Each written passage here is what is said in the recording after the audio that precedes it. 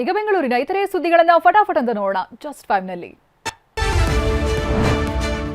ಶಾಲಾ ಮಕ್ಕಳ ಮೌಲ್ಯಮಾಪನಕ್ಕೂ ಕೃತಕ ಬುದ್ಧಿಮತ್ತೆ ಎಂಟ್ರಿ ಕೊಡ್ತಿದೆ. ಲಕ್ಷಾಂತರ ಉತ್ತರ ಪತ್ರಿಕೆಗಳನ್ನು ಕೆಲವೇ ಸಮಯದಲ್ಲಿ ಮೌಲ್ಯಮಾಪನ ಮಾಡುವ ಎಐ ತಂತ್ರಜ್ಞಾನವನ್ನು ಶಿಕ್ಷಣ ಇಲಾಖೆ ಪರಿಚಯಿಸುತ್ತಿದೆ.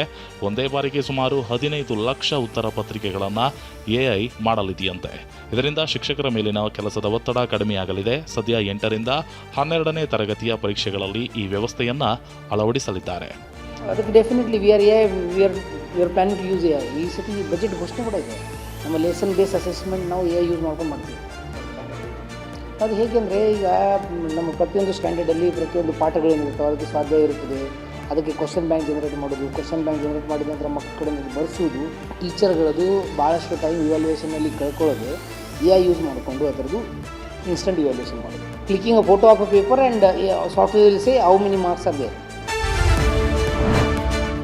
ಬಿಎಂಟಿಸಿ ಬಸ್ನಲ್ಲಿ ಅಂಟಿಸಿದ್ದ QR ಕೋಡ್ಗೆ ಕೆಲ ಕಂಡಕ್ಟರ್ಗಳು ತಮ್ಮ QR ಕೋಡ್ ಅಂಟಿಸಿ ಪ್ರಯಾಣಿಕರಿಂದ ಹಣವನ್ನು ಪಡೆದು ಇಲಾಖೆಗೆ ಮೋಸ ಮಾಡ್ತಿದ್ರು. ಪ್ರಯಾಣಿಕರಿಂದ ಹಣವನ್ನು ಪಡೆದು ನಿಗಮಕ್ಕೆ ವಂಚನೆ ಮಾಡ್ತಿದ್ರು. ಇದರಿಂದ ಬಿಎಂಟಿಸಿ ಬೊಕ್ಕಸಕ್ಕೆ ಸಾಕಷ್ಟು ನಷ್ಟ ಉಂಟಾಗಿತ್ತು. ಕಂಡಕ್ಟರ್ಗಳ ಕಳ್ಳಾಟಕ್ಕೆ ಬ್ರೇಕ್ ಹಾಕಲು ಬಿಎಂಟಿಸಿ ನಿಗಮ ಮುಂದಾಗಿದೆ. ಇನ್ಮುಂದೆ ಬಿಎಂಟಿಸಿ ಮಿಷನ್ನಲ್ಲಿ ಕಾಣುವ QR ಕೋಡ್ ಮಾತ್ರ ಸ್ಕ್ಯಾನ್ ಮಾಡಿ ಪ್ರಯಾಣಿಕರು ಹಣ ಪಾವತಿ ಮಾಡಬೇಕಿದೆ.